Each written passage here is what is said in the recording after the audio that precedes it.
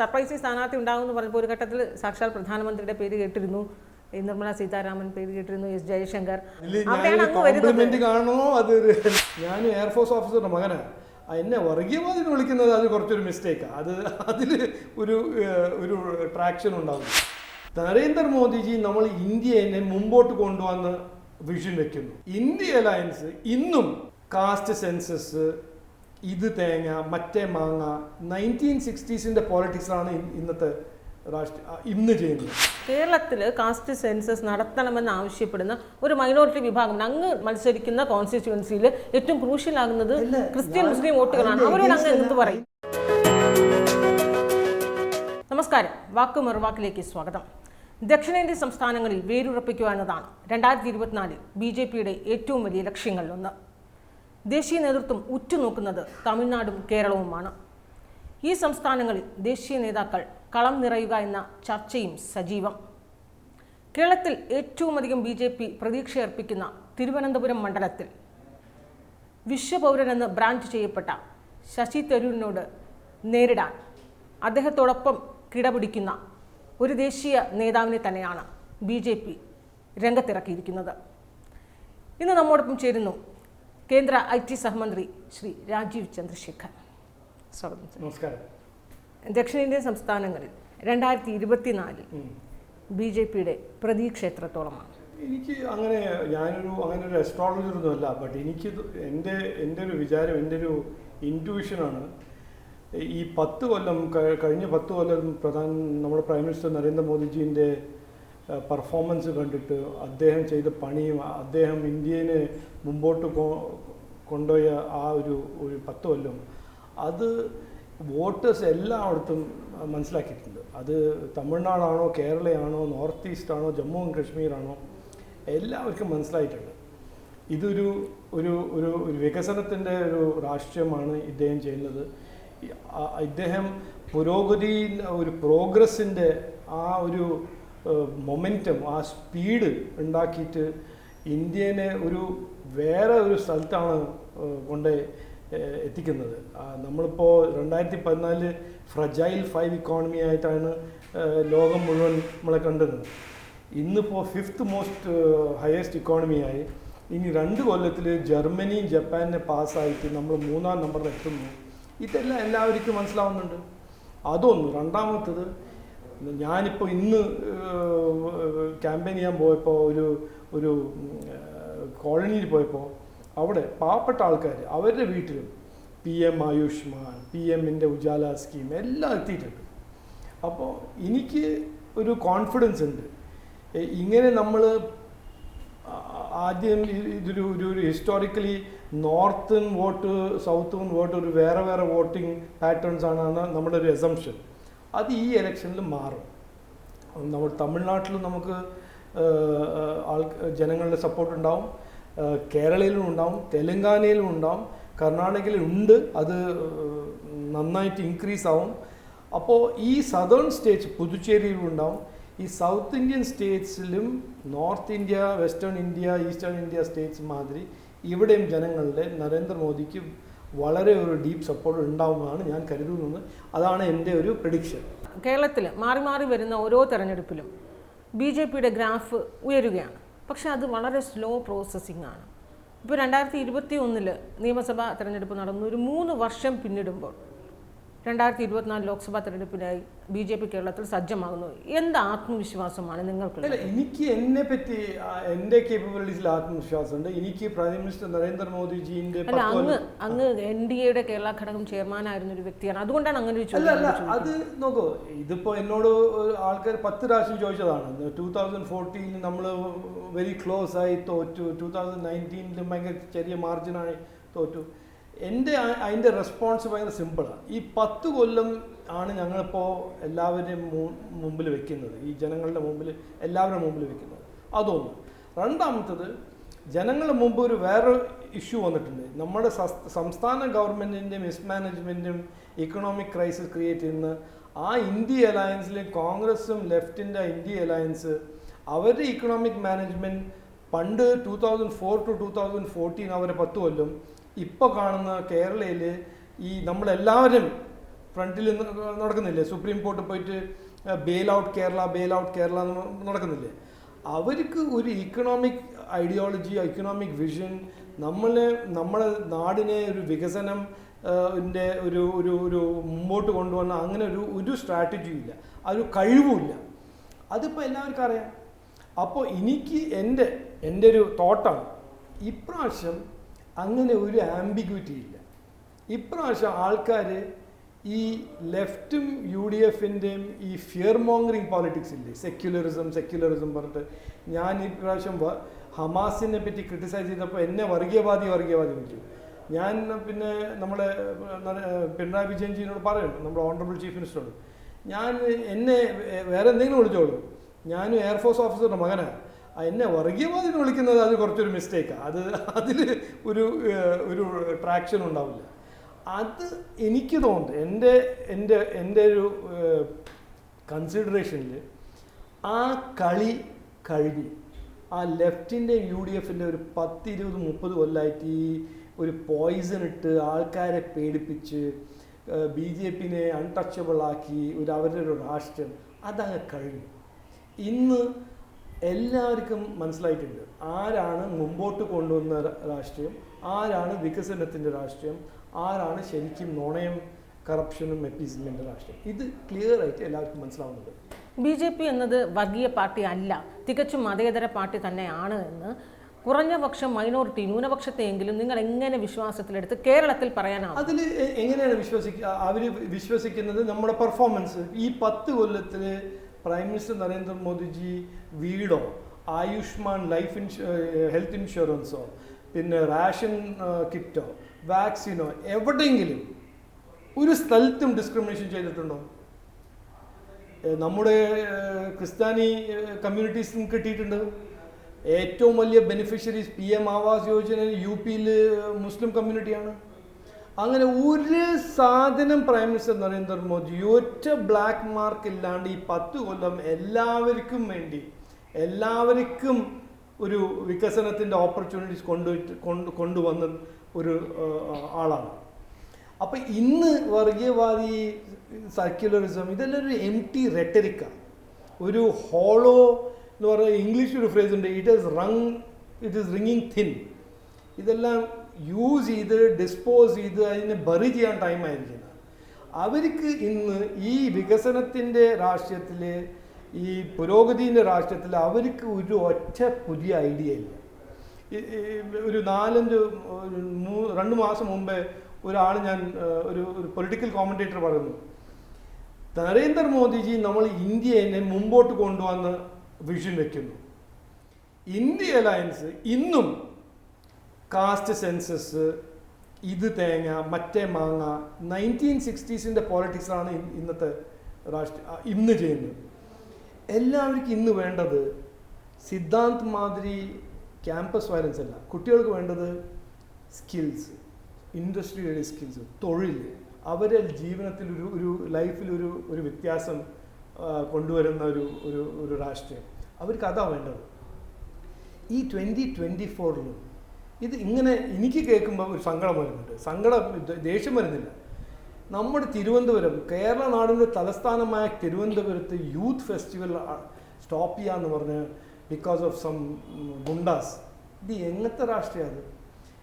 നമ്മുടെ നാട്ടിലെ ഒരു കുട്ടി, 22 വയസ്സായ ഒരു കുട്ടി കോളേജ് പോകുന്നു.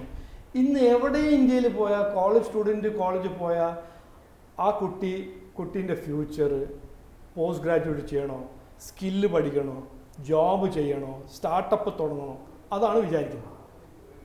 ഇവിടെ മാത്രം എന്താ ആ കുട്ടി കോളേജ് പോകുമ്പോൾ ഞാൻ ചാവുമോ, എന്നെ കൊല്ലുമോ, അങ്ങനെ ക്വസ്റ്റ്യൻസ് വരുന്നു. ഇതെല്ലാം ഒരു ടൈമായില്ലേ? ഇതെല്ലാം പൂട്ടി അടച്ച് ഇതിനെ അറേബ്യൻ സീയിൽ ഫ്ലിങ് ചെയ്യാൻ. ഇത് ഇൻകൺസിസ്റ്റൻ്റ് ആണ്. നമ്മൾ ഇന്ത്യ പോകുന്ന ഒരു ഡയറക്ഷൻ, ഒരു വികസിത ഭാരതത്തിൻ്റെ ഡയറക്ഷൻ, അതിൽ നമ്മുടെ യങ് ജനറേഷൻ ഭയങ്കര ഒരു ഇമ്പോർട്ടൻ്റ് റോൾ പ്ലേ ചെയ്യുന്നതാണ്. അങ്ങ് കാസ്റ്റ് സെൻസസ് പാടില്ല, അല്ലെങ്കിൽ അത് അതിന് അഗേൻസ്റ്റ്, അല്ലെങ്കിൽ അതിനു വേണ്ടി ഇങ്ങനെ മുറവിളി കൂട്ടേണ്ടതില്ല എന്നങ്ങ് പറയുന്നു. കേരളത്തിൽ കാസ്റ്റ് സെൻസസ് നടത്തണമെന്ന് ആവശ്യപ്പെടുന്ന ഒരു മൈനോറിറ്റി വിഭാഗം അങ്ങ് മത്സരിക്കുന്ന കോൺസ്റ്റിറ്റ്യുവൻസിയിൽ ഏറ്റവും ക്രൂഷ്യൽ ആകുന്നത് ക്രിസ്ത്യൻ മുസ്ലിം വോട്ടുകളാണ്. അവരോട് അങ്ങ് എന്ത് പറയും? അതിന്റെ എഗെയിൻസ്റ്റ് അല്ല ഞാൻ പറയുന്നത്. അതാണോ മെയിൻ ഇമ്പോർട്ടൻറ്റ് ഇഷ്യൂ? ഒരു 10 ഇഷ്യൂസ് ഉണ്ടെങ്കിൽ അതിലൊരു പ്രയോറിറ്റി വേണ്ടേ? തൊഴിൽ വേണ്ടേ? സ്കില്ലിങ് വേണ്ടേ? കുട്ടികൾ പോയിട്ട് കോളേജിൽ ഇങ്ങനെ വയലന്റ് ഡെത്ത് ആവണോ? അതല്ല, അതിനെ പറ്റി എന്താ ഒന്നും ഡിസ്കസ് ചെയ്യാത്തത്? അതല്ലാണ്ട് വേറെ എല്ലാ സാധനവും എല്ലാം ചുക്കും ഡിസ്കസ് ചെയ്യും. ബട്ട് ഇക്കോണമി മിസ്മാനേജ്മെന്റ് പറ്റി ആരും ഡിസ്കസ് ചെയ്യില്ല. അതെന്താ ഈ 7 കൊല്ലമായിട്ട് 1,10 കോടിൻ്റെ ലോസ് എങ്ങനെ വന്നു? അതിൻ്റെ ഡെറ്റ് ആരുടെ തലയിലാണ്? എല്ലാ മലയാളി ഫാമിലിൻ്റെ തലയിലല്ലേ? അതിപ്പോൾ പിണറായി വിജയൻ്റെ പാർട്ടിയല്ലല്ലോ എടുക്കുന്ന ആ ഡെറ്റ്, കോൺഗ്രസ് പാർട്ടിയാണോ എടുക്കുന്ന ആ ഡെറ്റ്? ഇപ്പോൾ പറയുന്നത് ശമ്പളം പേ ചെയ്യാൻ നമുക്ക് കടം വാങ്ങിയിട്ടാണ് ശമ്പളം പേ ചെയ്യാൻ പോകുന്നത്. ആ കടം ആരുടെ കടമാണ്? കടം നമ്മുടെ ജനങ്ങളുടെ കടമല്ലേ? വരുന്ന ജനറേഷന് റീപേ ചെയ്യാവുന്ന കടമല്ലേ അത്? അപ്പോൾ ഇതെല്ലാമാണ് ഡിസ്കസ് ചെയ്യേണ്ടത്. നമുക്ക് വികസനം, പുരോഗതി, അങ്ങനെ ഡെവലപ്മെൻറ്റിനെ പറ്റി ഒരു ഡിബേറ്റ് തുടങ്ങുമ്പോൾ ഇവരങ്ങ് ഓടിപ്പോയി CAA, സെൻസസ്, കാസ്റ്റ് സെൻസസ്, വേറെ എല്ലാ സാധനവും പറയും. ബട്ട് ഇക്കണോമിക് മിസ്മാനേജ്മെൻറ്റിനെ പറ്റി പറയില്ല. നമ്മൾ എന്താ ഇവിടെ ഒരു ഇൻവെസ്റ്റ്മെൻറ്റ്? തിരുവനന്തപുരത്ത് നിന്ന് 500 കിലോമീറ്റർ ദൂരെയാണ് ചെന്നൈ, 600 കിലോമീറ്റർ ദൂരെയാണ് ബാംഗ്ലൂർ. അവിടെ വലിയ വലിയ ഫാക്ടറീസ് വരുന്നുണ്ട് ഇലക്ട്രോണിക്സിൻ്റെ. ഇനി വരുന്ന കാലത്ത് അതിൻ്റെ 10 ഇരട്ടി ഫാക്ടറീസ് വരാൻ പോകുന്നുണ്ട് ഇലക്ട്രോണിക്സ് ലോകത്ത്, ഈ മേഖലയിൽ. ഇവിടെ എന്താ ഒന്നും വരാത്തത്? തിരുവനന്തപുരം 1997 ഞാൻ ഇവിടെ BPL മൊബൈൽ സ്റ്റാർട്ട് ചെയ്തപ്പോൾ, ആദ്യത്തെ മൊബൈൽ കമ്പനി ഇൻഫ്രാസ്ട്രക്ചർ സ്റ്റാർട്ട് ചെയ്തപ്പോൾ തിരുവനന്തപുരമായിരുന്നു നഗരം ടെക്നോളജീനെ പറ്റി പറയുന്ന ഒരു നഗരം. അത് ബാംഗ്ലൂർ തുടങ്ങിയിട്ടുണ്ടായിരുന്നില്ല, ഹൈദരാബാദിൽ തുടങ്ങിയിട്ടുണ്ടായിരുന്നില്ല, ഗുരുഗ്രാമിൽ തുടങ്ങിയിട്ടുണ്ടായിരുന്നില്ല, ചെന്നൈയിൽ തുടങ്ങിയിട്ടുണ്ടായിരുന്നില്ല. പിന്നെ ഇങ്ങനെ ഇപ്പോൾ സ്റ്റാർട്ടപ്പിൻ്റെ ലോകത്തിൽ നമ്മൾ 18th നമ്പർ. ടൂറിസം ഇന്ന് ലോകരാജ്യത്തിലെ എല്ലാവരുടെയും കോവിഡ് കഴിഞ്ഞിട്ട് ഏറ്റവും വളർന്ന ടൂറിസം, ഏറ്റവും ഗ്രോ ചെയ്യുന്ന ടൂറിസമാണ് വെൽനസ് ആൻഡ് ഹെൽത്ത് ടൂറിസം. എവിടെയാണ് ആദ്യം തുടങ്ങിയത്? ഓർമ്മയില്ലേ? ഇവിടെ ഇൻക്രെഡിബിൾ കേരള ഇവിടെയാണ് തുടങ്ങിയത്. ആയുർവേദ, യോഗ. ഇന്ന് ഗ്ലോബൽ വിസിറ്റേഴ്സ് ഒന്നും വരാത്ത തിരുവനന്തപുരത്ത്, എല്ലാവരും പോകുന്നു ശ്രീലങ്ക.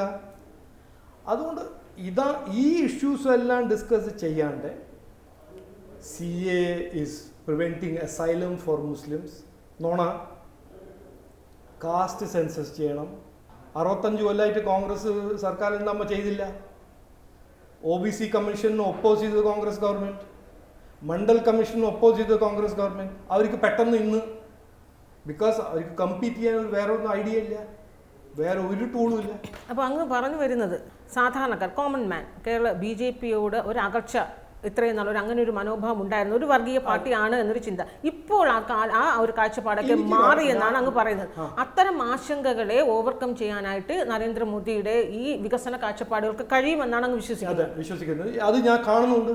ഞാനിപ്പോൾ 8 ദിവസമായില്ലേ ക്യാമ്പയിൻ തുടങ്ങിയിട്ട്. ഞാൻ എല്ലാ കമ്മ്യൂണിറ്റീസിനും മീറ്റ് ചെയ്തിട്ട് ഞാൻ എൻ്റെ വികസനത്തിൻ്റെ രാഷ്ട്രീയത്തിനെ പറ്റി പറയും. നരേന്ദ്രമോദിജി 10 കൊല്ലം ചെയ്ത പണിയും പറയും. എല്ലാവരും പോസിറ്റീവ്ലി റെസ്പോണ്ട് ആവുന്നുണ്ട്. അപ്പോൾ അതാണോ ഈ പ്രധാനമന്ത്രി ഇത്തവണ 2024 ഈ 2 അക്ക സംഖ്യ കേരളത്തിൽ നിന്ന് ഉണ്ടാകുമെന്നൊരു ആത്മവിശ്വാസം അദ്ദേഹത്തിന് ഉണ്ടായത് ഈ കോണുകളിൽ നിന്നൊക്കെ തന്നെയാണോ? ആരാണെങ്കിലും പണി ചെയ്ത ഒരു കോൺഫിഡൻസ് ഉണ്ടാവില്ലേ? ഞാനൊരു പണി ചെയ്തു, അതിൻ്റെ ഒരു നല്ല ഔട്ട്കം ഉണ്ടാവും. ഞാൻ ഇപ്പോൾ താങ്കൾ വേണ്ടിയിട്ട് എന്തെങ്കിലും ചെയ്താൽ താങ്കൾ എനിക്ക് ഒരു താങ്കൾ യു വിൽ റെസ്പോണ്ട്. പക്ഷേ ഈ ആത്മവിശ്വാസം സർ 0-ൽ നിന്നാണ് 2 അക്ക നമ്പറിലോട്ട് പോകുന്നത്. അത്ര പണി ചെയ്തിട്ടുണ്ട്. അത്ര കേരളത്തിലെ ജനതയ്ക്ക് അത്ര എല്ലാം ചെയ്തിട്ടുണ്ട്. ഇത്ര ആൾക്കാർക്ക് PM ആവാസ് യോജന വീടുണ്ടാക്കിയിട്ടുണ്ട്. ഇത്ര ജനങ്ങൾക്ക് ആയുഷ്മാൻ ഹെൽത്ത് കാർഡ് കൊടുത്തിട്ടുണ്ട്. ഞാൻ ഇന്ന് പോയി ഒരു വീട്ടിൽ, ഒരു പാവം വീട്ടിൽ, അദ്ദേഹം പുള്ളി തെങ്ങിന്ന് വീണിട്ട് ബാക്ക് ഫ്രാക്ചറായിട്ട് റീഹാബിലിറ്റേറ്റ് ആവുക. ആ PM ആയുഷ്മാൻ 5 ലക്ഷത്തോണ്ടാണ് പുള്ളി സർവൈവ് ചെയ്യുന്നത്. ഇതെല്ലാം എല്ലാ വീട്ടിലും ഒരു ട്രാൻസ്ഫോർമേഷൻ 10 കൊല്ലത്തിൽ വന്നിട്ടുണ്ട്. അതിൻ്റെ ഒരു മറുപടിയും അതിൻ്റെ ഒരു റെസ്പോൺസ് ജനങ്ങളിൽ ഉണ്ടാവില്ല. സർ, ഈ പ്രധാനമന്ത്രി 2014 മുതൽ BJP ഗവൺമെൻറ്റാണ് കേന്ദ്രം ഭരിക്കുന്നത്. കഴിഞ്ഞ 10 വർഷമായി അത് BJP സർക്കാരിൻ്റെ എല്ലാ പദ്ധതികളുടെയും ഗുണഭോക്താക്കളാണ് മറ്റ് സംസ്ഥാനങ്ങളെ പോലെ കേരളവും. പക്ഷേ എന്തുകൊണ്ട് ഇത് കേരളത്തിൽ പറഞ്ഞ് മനസ്സിലാക്കി കൊടുക്കാനായി ഇവിടെ കേരളത്തിലെ BJP സംസ്ഥാന ഘടകം എവിടെയാണ് പരാജയപ്പെടുന്നത്? ഞാനൊരു പൊളിറ്റിക്കൽ ആനലിസ്റ്റ് ഒന്നുമല്ല. അതിന് ആ ഡീപ്പ് അനാലിസിസ് ഞാൻ ചെയ്തിട്ടുമില്ല, ചെയ്യാൻ പോകുന്നുമില്ല. എനിക്കെന്താ ഇപ്പം 14-ലും 19-ലും എന്തായി, എന്താ അതിൻ്റെ കോസ്? എനിക്ക് വേണ്ടത് 24-ല് ഈ 10 കൊല്ലത്തിൻ്റെ പണി എല്ലാ ജനങ്ങളും വോട്ടേഴ്സിൻ്റെ ഫ്രണ്ടിൽ വെക്കുക, അവരോട് എൻ്റെ ബാക്ക്ഗ്രൗണ്ട് പറയുക, എന്നിട്ട് അവരോട് റിക്വസ്റ്റ് ചെയ്യുക, ഈ പ്രാവശ്യം നമുക്ക് BJPൻ്റെ ഒരു MP ഉണ്ടെങ്കിൽ തിരുവനന്തപുരത്തിൻ്റെ വികസനം ഇതിലൊരു ഡബിൾ എൻജിൻ ഇഫക്റ്റ് ഉണ്ടാവും, അവിടെ പ്രധാനമന്ത്രി ഉണ്ടാവും, ഇവിടെ ഞാനുണ്ടാവും. അത് ഞാൻ വെക്കുന്നു. അതിനൊരു detail political analysis of the causes of the defeat in 2014, causes of the defeat in 2009. But ഒന്നുണ്ട്, 2014 2019 ഇലക്ഷനും എല്ലാവർക്കും ഇതറിയാം, ഇതൊരു ഓപ്പൺ സീക്രട്ടാണ്. ഈ 2 പാർട്ടീസും കമ്പൈൻ ചെയ്തിട്ട് അവരുടെ വോട്ട് ട്രാൻസ്ഫർ സ്ട്രാറ്റജി കൊണ്ടാണ് BJPനെ തോൽപ്പിച്ചത്.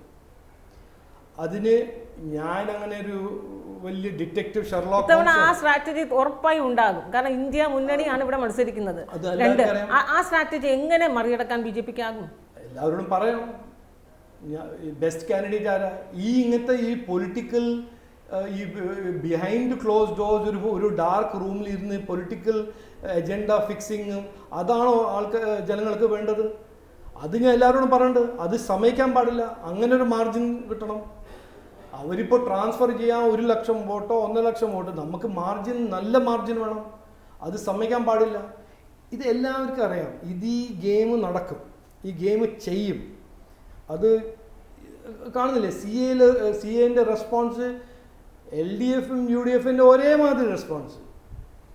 ഇവർ രണ്ടിലും ഒരു വ്യത്യാസവും ഇല്ല. എന്ത് ഐഡിയോളജിക്കൽ ഡിഫറൻസാണ് ഇവർ രണ്ടാളും? എനിക്കിപ്പോൾ ഞാൻ ഒരു മിസ്റ്ററി, അത് ഒരു ബർമുഡ ട്രയാങ്കിൾ മാതിരി മിസ്റ്ററി. ഈ 2 ആൾക്കാർ പറയുന്നത് 2 പൊളിറ്റിക്കൽ പാർട്ടീസാണ്. അവിടെ എല്ലാം ഒരു കോമൺ ഐഡിയോളജി, കോമൺ തേങ്ങ, കോമൺ മാങ്ങ എന്ന് പറഞ്ഞു. ഇവിടെ അവർ പറയുന്നത് അല്ല, ഞങ്ങൾ ഒരു സെയിം അല്ല. അതെങ്ങനെയാണ്? ഒരു ജനസമ്മതിയുള്ള പാർട്ടിയാണ് BJP എന്ന് ജനങ്ങളെ ബോധ്യപ്പെടുത്തുക, അത് കേരളത്തിൽ BJP ഘടകത്തിൻ്റെ ഒരു അനിവാര്യത തന്നെയാണ്. ഒരുപക്ഷെ അതുകൊണ്ടാകും മറ്റ് കോൺഗ്രസിൽ നിന്നും CPM നിന്നൊക്കെ ജനകീയ മുഖങ്ങളെ പദവികൾ നൽകിയോ അല്ലെങ്കിൽ ഒരു കണ്ടീഷൻസ് ഒന്നും ഇല്ലാതെയോ അവർ BJPയിലേക്ക് വരുന്നത്. പക്ഷെ അത് തന്നെയാണ് ചെയ്യാൻ പോകുന്നില്ല. കേരള സ്റ്റേറ്റ് യൂണിറ്റിൻ്റെ പ്രസിഡന്റും കേരള സ്റ്റേറ്റ് യൂണിറ്റിൻ്റെ ഓഫീസർ പേഴ്സാണ് ഇതിനെപ്പറ്റി കമൻറ്റ് ചെയ്യേണ്ടത്. അങ്ങനെ ഇപ്പോൾ അനിൽ ആന്റണി ആയാലും പത്മജ ആയാലും PC ജോർജ് ആയാലും ഒക്കെ BJPയുടെ ഭാഗമാക്കാകുന്നത് സംസ്ഥാന ഘടകത്തിൽ BJPക്ക് അതൊരു ഗുണകരമാകുമെന്ന് അങ്ങ് വ്യക്തിപരമായി വിശ്വസിക്കുന്നുണ്ടോ? എനിക്ക് വിശ്വാസമുണ്ട്. അനിൽ ആന്റണി ഒരു ഡൈനമിക് യങ് മാനാണ്, ഒരു വെരി ഇൻ്റലിജൻറ്റ് യങ് മാനാണ്. അദ്ദേഹം ഒരു കമ്മ്യൂണിറ്റീനെ റെപ്രസെൻറ്റ് ചെയ്യുന്നുണ്ട്. ബട്ട് ഒരു young up and coming hard working public ലൈഫിൽ കമ്മിറ്റഡ് ഒരാളാണ്. PC ജോർജിനെ ഞാൻ കണ്ടിട്ടുണ്ട്, മീറ്റ് ചെയ്തിട്ടുണ്ട്. എനിക്ക് അദ്ദേഹത്തോട് വളരെ റെസ്പെക്റ്റ് ഉണ്ട്. അദ്ദേഹം ഒരു വെരി ഡിഫറെൻറ്റ് ടൈപ്പ് ഓഫ് പേഴ്സണാലിറ്റിയാണ്. ബട്ട് അദ്ദേഹത്തിൻ്റെ ഫിയർലെസ്നെസ്സും അദ്ദേഹം ആ ശബരിമല ടൈമിൽ എടുത്ത പൊസിഷനും എഗെയിൻസ്റ്റ് എവറി പൊളിറ്റിക്കൽ ഇക്വേഷൻ, അതിനെല്ലാം കുറച്ചൊരു മോറൽ കറേജും വേണം, ഒരു ഫിസിക്കൽ കറേജും വേണം. അദ്ദേഹം അത് റെപ്രസെൻറ്റ് ചെയ്യുന്നു. പത്മജ ജീനെ ഞാൻ അങ്ങനെ അറിയില്ല. കരുണാകരൻ ജീനെ ഞാൻ 90s മീറ്റ് ചെയ്താണ്. അന്ന് ഞാൻ കരുണാകരൻ ജീനെ മീറ്റ് ചെയ്തപ്പോൾ അന്ന് കരുതിയതാണ് അദ്ദേഹം ഒരു റിയൽ സ്റ്റേറ്റ്സ്മാൻ ആണ്. അങ്ങനത്തെ ഞാൻ പ്രസ് കോൺഫറൻസിൽ പത്മജീൻ്റെ കൂടെ ഇരുന്ന് എനിക്ക് അതിൻ്റെ സ്ട്രീക്ക് ഞാൻ കണ്ടു. അങ്ങനെ ആ ഫിയർലെസ്നെസ്, ഒരു ടഫ് ലീഡറിൻ്റെ സ്ട്രീക്ക് കണ്ടു. പത്മജയുടെ BJP പ്രവേശനത്തോടു കൂടി ഇവിടെ തൃശ്ശൂർ K മുരളീധരൻ്റെ എൻട്രി ഉണ്ടാകുന്നു. ഇത് കുറച്ചൊന്ന് ഒരു ആശങ്ക ഉണ്ടാക്കുന്നില്ലേ BJPക്ക്? ഇതിൽ ഞാൻ ഒരു ക്ലാരിഫിക്കേഷൻ, എൻ്റെ ഒരു ഒപ്പീനിയൻ, ഈ എലക്ഷൻ പേഴ്സണാലിറ്റീസിൻ്റെ എലക്ഷൻ ആവില്ല. ഇത് Shashi Tharoor versus Rajeev Chandrasekhar or Suresh Gopi versus K Muraleedharan, അതല്ല. സീരിയസ്ലി എൻ്റെ മനസ്സിൽ ഇതാണ്. ഇതൊരു എലക്ഷൻ 10 കൊല്ലം നരേന്ദ്രമോദി ഇന്ത്യക്ക് എന്ത് ചെയ്തു, കേരളയ്ക്ക് എന്ത് ചെയ്തു, തിരുവനന്തപുരം, തൃശ്ശൂർ, പത്തനംതിട്ടയ്ക്ക് എന്ത് ചെയ്തു. 10 കൊല്ലം കോൺഗ്രസ് 2004 to 2014 അവർ എന്ത് ചെയ്തു. നമ്മുടെ CPM സഖാവുമാർ ഈ സംസ്ഥാന ഗവൺമെൻറ്റിൽ നമ്മുടെ നാടിന് എന്ത് ചെയ്തു? ഇത് ഈ 3 റിപ്പോർട്ട് കാർഡ് ജനങ്ങളുടെ മുമ്പിൽ ഞങ്ങൾ വയ്ക്കും. ഞങ്ങൾ അതിനെപ്പറ്റി ഡിസ്കസ് ചെയ്യും. ജനങ്ങൾ ഇതാണ് main theme of this election. Narendra Modi ji ഇപ്രാവശ്യം 400 സീറ്റ് കിട്ടുമ്പോൾ അതിന്ന് കേരളയിൽ ഒരു 3-4 സീറ്റ് 5 സീറ്റ് ഉണ്ടാവണമെന്ന് ജനങ്ങൾക്ക് ആഗ്രഹമുണ്ട്. അതാണ് എൻ്റെ ഒപ്പീനിയനിൽ ഇന്നത്തെ ഈ ഇലക്ഷൻ വരുന്ന ഇലക്ഷനിൽ വോട്ടേഴ്സ് സൈക്കോളജി. ഈ തിരുവനന്തപുരത്ത് ഏറ്റവും കൂടുതൽ പ്രതീക്ഷയുള്ള മണ്ഡലമാണ് BJP. ഒരു ഘട്ടത്തിൽ അവിടെ മത്സരിക്കുന്ന BJP സ്ഥാനാർത്ഥി ഒരു സർപ്രൈസിംഗ് സ്ഥാനാർത്ഥി ഉണ്ടാകുമെന്ന് പറഞ്ഞപ്പോൾ ഒരു ഘട്ടത്തിൽ സാക്ഷാൽ പ്രധാനമന്ത്രിയുടെ പേര് കേട്ടിരുന്നു, നിർമ്മല സീതാരാമൻ പേര് കേട്ടിരുന്നു, S. ജയശങ്കർ, അങ്ങനെ അത്രയും പ്രോമിനന്റ് ആയ നേതാക്കന്മാരുടെ അതായത് BJP ഈ തിരുവനന്തപുരത്ത് എത്രയധികം പ്രാധാന്യം അർഹിക്കുന്നു എന്നതാണ് ഇതിന്റെ ഒരു സൂചന. അവിടെയാണ് അങ്ങ് വരുന്നത്. അല്ല, അങ്ങ് അത്ര ആപ്റ്റായ ഒരു കാൻഡിഡേറ്റ് ആണ് എന്ന് ഉറപ്പുള്ളത് കൊണ്ടാണ് അങ്ങ് കാൻഡിഡേറ്റ് ആക്കുന്നത്. പക്ഷെ അങ്ങേക്ക് കേരളം താല്പര്യം ഉണ്ടായിരുന്നില്ല എന്ന ചില വാർത്തകളൊക്കെ പ്രചരിപ്പിച്ചത് എന്തുകൊണ്ടാണ്? ഞാൻ സത്യം പറയാം, എൻ്റെ ഫാക്ട് പറയാം. എന്നോട് ചോദിച്ചത് ഓഗസ്റ്റ് 2023 എന്നോട് ചോദിച്ചു ലോക്സഭ മത്സരിക്കണോ, അങ്ങനെ താല്പര്യമുണ്ടോ? ഞാൻ പറഞ്ഞു എനിക്ക് താല്പര്യമുണ്ട്, എനിക്ക് ഇഷ്ടമാണ്, എനിക്ക് അത് ഇതുവരെ ഓപ്പർച്യൂണിറ്റി കിട്ടിയിട്ടില്ല, അത് കിട്ടിയാൽ ഞാൻ ഡെഫിനറ്റ്ലി മത്സരിക്കും. എന്നിട്ട് പിന്നെ ചോദിച്ചു എന്നോട് ലേറ്റർ ഒരു ഡിസംബറിൽ എവിടെയാണ് മത്സരിക്കാൻ താല്പര്യം. എൻ്റെ ലീഡർഷിപ്പിന് വേണ്ടത് ഞാനൊരു സേഫ് സീറ്റ് പോയി മത്സരിക്കണം എന്നാണ് എനിക്കൊരു ഫീലിംഗ് വന്നത്. എന്നോട് ചോദിച്ചു, ഞാൻ പറഞ്ഞു എനിക്ക് ഓപ്പർച്യൂണിറ്റി കിട്ടിയ ഞാൻ അത് തന്നെ പേപ്പർ വായിക്കുന്നത്, അതിലുണ്ടല്ലോ നിർമ്മല സീതാരാമൻ പോകുന്നുണ്ട്, ജയശങ്കർ പോകുന്നുണ്ട്. അപ്പോൾ ഞാൻ പറഞ്ഞു എനിക്ക് കിട്ടുകയാണെങ്കിൽ എൻ്റെ കേരള നാടിൻ്റെ തലസ്ഥാനമായ തിരുവനന്തപുരത്ത് എനിക്കൊരു ഓപ്പർച്യൂണിറ്റി, എനിക്ക് അവിടെ ഡെഫിനറ്റ്ലി മത്സരിക്കാൻ ഇൻട്രസ്റ്റ് ഉണ്ട്, എനിക്കൊരു അഭിമാനം ഇൻട്രസ്റ്റ് എടുത്തു. പിന്നെ 100% എനിക്ക് ലോക്സഭ എന്ന് പറഞ്ഞാൽ എൻ്റെ കേരളയിലാവണമെന്ന് എനിക്ക് ഫ്രം ഫസ്റ്റ് ഡേ എനിക്ക് ആ ക്ലാരിറ്റി ഉണ്ടായിരുന്നു. അത് എനിക്ക് കിട്ടിയാൽ ഞാനങ്ങനെ ഡിമാൻഡ് ചെയ്യുന്ന ആളൊന്നുമല്ല. എന്നോട് ചോദിച്ചപ്പോൾ ഞാൻ പറഞ്ഞു നോക്കൂ എനിക്ക് ഇതായിരിക്കും വളരെ സന്തോഷം. എന്നിട്ട് എന്നോട് PM വിളിച്ച് പറഞ്ഞു ഇത് ഒരു ടഫ് ഫൈറ്റ് ആയിരിക്കും, പ്രിപ്പയർഡ് ആണോ? ഞാൻ പറഞ്ഞു ഞാൻ എൻ്റെ ലൈഫിൽ കുറേ ടഫ് ഫൈറ്റ് ചെയ്ത് ജയിച്ച ആളാണ്, എനിക്ക് ടഫും വീക്കല്ല ഇഷ്യൂ, എനിക്ക് ഒരു അഭിമാനമുണ്ടാവും, എനിക്കൊരു പ്രിവിലേജ് ആൻഡ് ഓണർ ആയിരിക്കും തിരുവനന്തപുരം റെപ്രസെന്റ് ചെയ്യാൻ. ഈ റിമോട്ട് ഏരിയകളിലൊക്കെ, അതായത് റൂറൽ ഏരിയകളിലൊക്കെ പോയപ്പോൾ തീരദേശങ്ങളിലെ വോട്ടെന്ന് പറഞ്ഞ് വളരെ ക്രൂഷ്യലാണ് ട്രിവാൻഡ്രം കോൺസ്റ്റിറ്റ്യുവൻസിൽ, അവിടെയൊക്കെ പോയപ്പോൾ അവരുമായി സംബന്ധിച്ചപ്പോഴൊക്കെ ഉണ്ടായ ഒരു ഫീഡ്ബാക്ക് ഒക്കെ എങ്ങനെയാണ്? ഞാൻ പറഞ്ഞില്ലേ, എനിക്ക് ഫീഡ്ബാക്ക് അത് കഴക്കൂട്ടമാണോ, നെയ്യാറ്റിൻകരയാണോ, പാറശാലയാണോ, നേമമാണോ, തിരുവനന്തപുരമാണോ, പിന്നെ കോലമാണോ, ഞാൻ എല്ലാവരും മീറ്റ് ചെയ്തിട്ടുണ്ട് ഈ 8-9 ദിവസം. 7 കോൺസ്റ്റിറ്റ്യുവൻസി ഞാൻ എല്ലാം പോയിട്ട് മീറ്റ് ചെയ്തിട്ടുണ്ട്. ഞാൻ ക്രിസ്ത്യൻ കമ്മ്യൂണിറ്റീനെ മീറ്റ് ചെയ്തിട്ടുണ്ട്, ഹിന്ദു കമ്മ്യൂണിറ്റീസിനെ മീറ്റ് ചെയ്തിട്ടുണ്ട്, വേറെ കമ്മ്യൂണിറ്റീസിനെ മീറ്റ് ചെയ്തിട്ടുണ്ട്. എനിക്ക് കിട്ടുന്ന ഒരേ കൺസിസ്റ്റൻറ്റ് ഫീഡ്ബാക്കാണ്, ഇവിടെ മാറ്റം വേണം, മതിയായി, ഞങ്ങൾക്ക് മുമ്പോട്ട് പോകണം. ഈ സ്പീച്ച് കേട്ട് കാൾ മാർക്സിൻ്റെ ഐഡിയോളജിയും മറ്റേ ഏതോ ഒരു ഐഡിയോളജിയും കേട്ട് മടുത്തു. ഞങ്ങൾ കുട്ടികൾക്ക് തൊഴിൽ വേണം, കുട്ടികൾക്കൊന്ന് മുമ്പോട്ട് പോകുന്നൊരു ആഗ്രഹമുണ്ട്. അതിന് വേണ്ടിയിട്ട് മോദിജി ചെയ്ത 10 കൊല്ലത്തിൻ്റെ അതുമാതിരി അടുത്ത 5 കൊല്ലം ഇവിടെ എന്തെങ്കിലും നടക്കണം എന്നാണ് എനിക്ക് കേൾക്കുന്നത്. എന്തായാലും 2014, 2019 2ാം സ്ഥാനത്തായിരുന്നു. വോട്ടിംഗ് ശതമാനം വളരെയേറെ ഉയർത്തി BJP തിരുവനന്തപുരം മണ്ഡലം പിടിച്ചു. ഇത്തവണ അതൊക്കെ മാറി 1ാം സ്ഥാനത്ത് താമര വിരിയിക്കാനാകട്ടെ എന്ന് ആശംസിക്കുന്നു. എല്ലാവിധ ആശംസകളും. നന്ദി. നമസ്കാരം.